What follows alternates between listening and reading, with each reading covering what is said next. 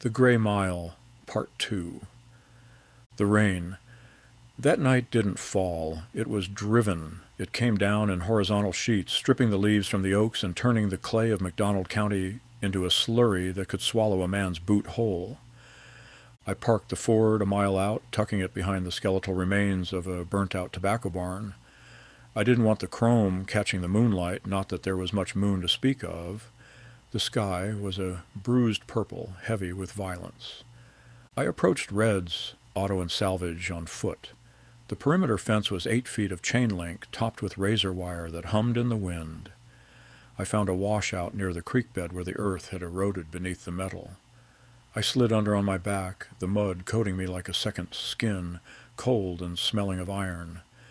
Inside the yard was a graveyard of American industry. Hudson's, Studebakers, and Packards were stacked 3 high, their headlights staring blindly into the dark. The wind whistled through the shattered grills, making the whole place sound like a choir of dying machines. I moved, crouched, my hand on the .38 snub-nose in my coat pocket. My leg, the bad one with the shrapnel from the war, ached with a dull, throbbing rhythm that matched my heartbeat. The barn was at the center of the labyrinth. It was massive, a cathedral of corrugated tin. Light bled from the edges of the blackout paint on the windows, casting long, jagged shadows on the wet ground. I reached the side door, locked. I didn't bother with picks. The wood frame was rotted from years of damp. I wedged a tire iron I'd grabbed from a scrap pile into the jamb and leaned. The wood gave way with a wet crunch, hidden by a timely clap of thunder. I slipped inside. The air in the barn was different. It didn't smell like rain. It smelled of acetone, fresh paint, and something metallic, like copper pennies or dried blood. And there it was, the ghost. It sat in the center of the bay, illuminated by hanging work lights, an International Harvester bus. But it wasn't gray anymore. It was being reborn. The primer had been sanded down, and half the chassis was already painted a cheerful, bright church bus blue. I walked toward it, my boots silent on the oil-stained concrete. They were hiding it, repurposing it, maybe selling it to a Baptist congregation in Alabama or a school district in Kansas, erasing the miles, erasing the sins. I stepped up to the folding doors. I pushed them open. The pneumatic hiss I expected was gone. The system was depressurized. They just creaked. I climbed the steps. Pop, pop. I could hear James's cap gun in my memory. I could see Thomas trying to look brave. The interior was gutted.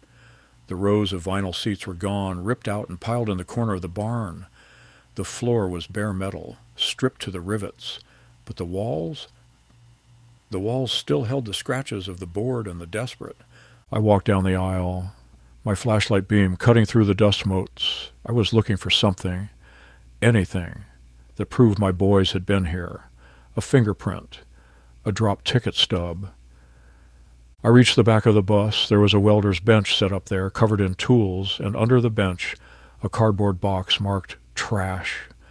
I knelt. My hands were shaking so bad I nearly dropped the light. I sifted through the refuse.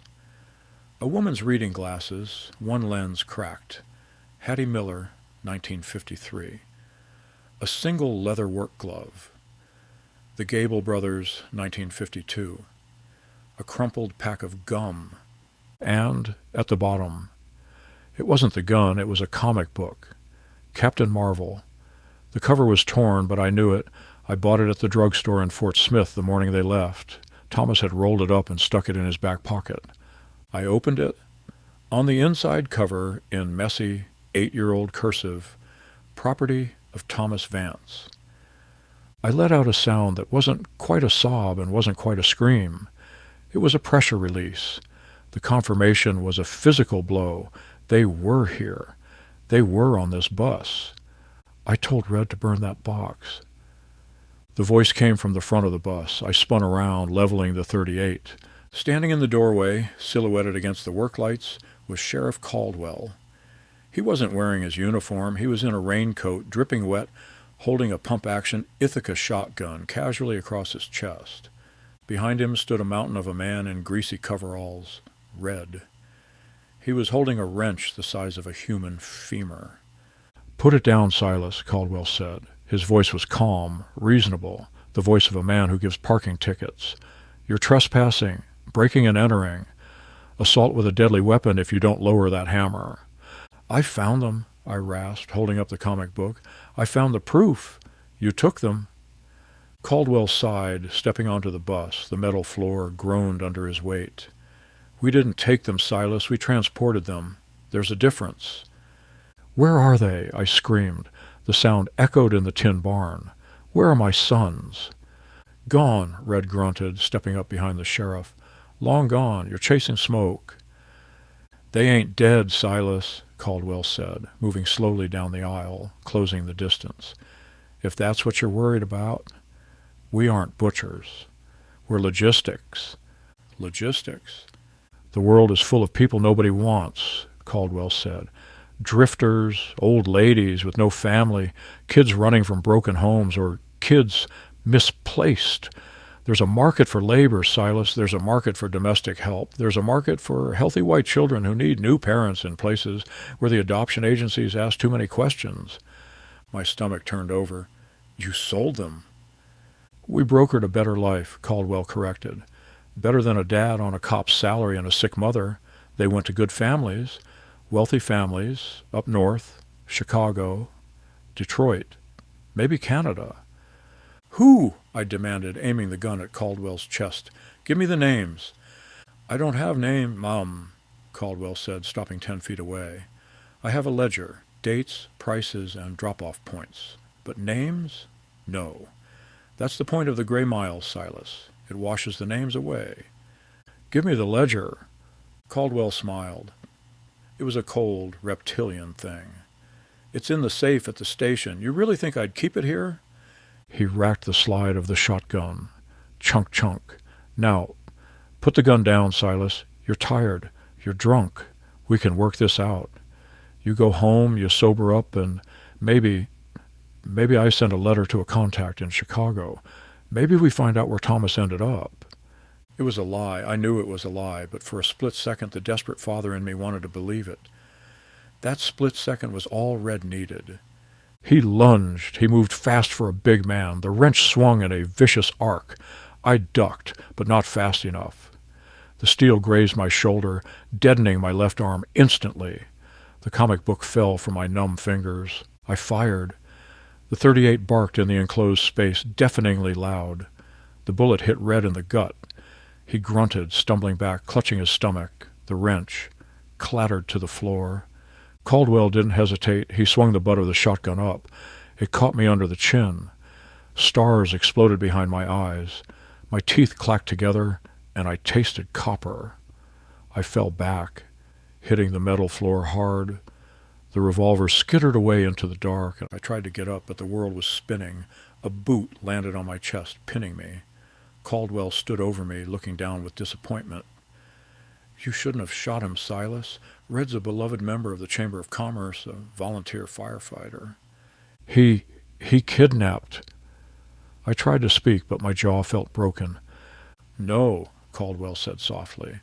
"Tonight, he's just a business owner defending his property from a crazed alcoholic intruder. A man who broke in, raving about dead children, and shot an unarmed mechanic." He looked over at Red, who was groaning on the floor, blood pooling around his fingers. "Don't worry, Red. Ambulance is coming. You'll be a hero." Caldwell looked back at me. He pulled a pair of handcuffs from his raincoat pocket. "I'm arresting you, Silas, for the attempted murder of Jeremiah Red Miller. And given that we are in McDonald County, I think you'll find the jury very sympathetic to his plight. The trial lasted 3 days. It was a piece of theater, performed for a packed house in the Pineville courthouse. My lawyer was a public defender named Mr. Gantry, a man who smelled of gin and resignation. He didn't want to be there. He knew the score. The prosecutor, a man named Sterling, who played golf with Caldwell every Sunday, painted a vivid picture. He talked about my wife's death. He talked about my mental decline. He brought up the bottle of rye found in my car. He brought up the fact that I had been harassing the local authorities for years with wild conspiracy theories. They didn't mention the bus. They didn't mention the box of personal items. Caldwell testified that the bus was being restored for a church youth group. He testified that the box contained donations for the poor that Red had collected. And the comic book? Gantry asked half-heartedly. With the boy's name in it? Never saw it, Caldwell said, looking the jury in the eye. Mr. Vance was raving. He was hallucinating. We found nothing of the sort at the scene. Of course not. They had burned it. I took the stand against Gantry's advice. I tried to tell them. I tried to explain the schedule, the ghost bus, the 15-minute gap. They sold them, I shouted at the jury. They are selling people. Sheriff Caldwell is running a slavery ring. The judge banged his gavel. The jury looked at me with pity and fear. They didn't see a detective. They saw a broken man, eyes wild, screaming about monsters. Caldwell sat in the back row, his arm in a sling, a nice touch, implying I'd hurt him too, looking solemn. The verdict came back in under an hour. Guilty, assault with a deadly weapon, attempted murder in the second degree, breaking and entering. Silas Vance, the judge said, looking over his spectacles. It is tragic when a man of the law falls so far, but vigilantism and violence cannot be tolerated. You are a danger to this community and to yourself. Sentence, 20 years, Missouri State Penitentiary. They call it the Walls.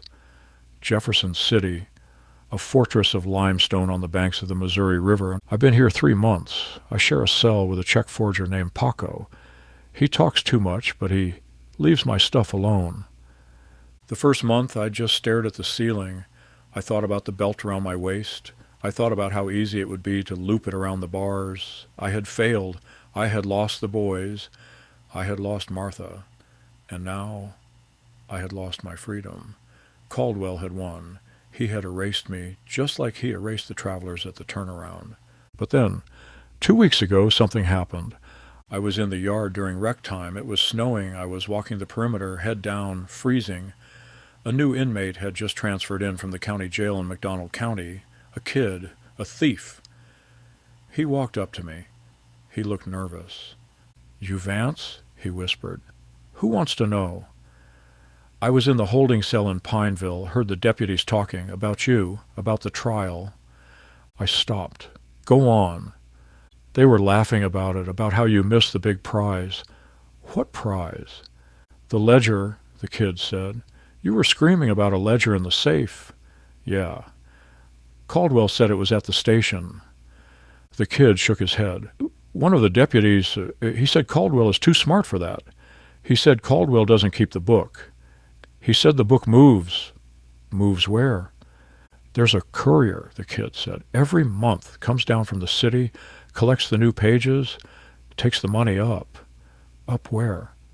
St. Louis, the kid whispered. Or Chicago. But the deputy, he said the head of the snake ain't the sheriff. The sheriff is just the doorman. The ledger goes to the architect. Did he give a name? No name, but he said something else. He said the courier drives a distinct car, a hearse, a black Cadillac hearse, 'cause nobody pulls over a hearse. The whistle blew. The guards started shouting. The kid slipped away. I stood there in the snow, my breath steaming. I wasn't dead, and I wasn't finished. Caldwell thought he buried me here. He thought putting me in a cage would stop me.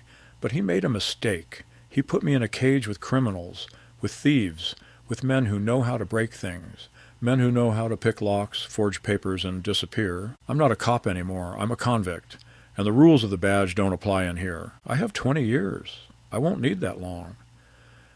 I'm going to find this architect. I'm going to find that hearse.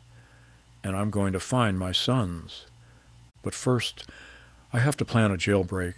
If you're enjoying this series, please like and subscribe so you CSN get alerts to our next upcoming episodes.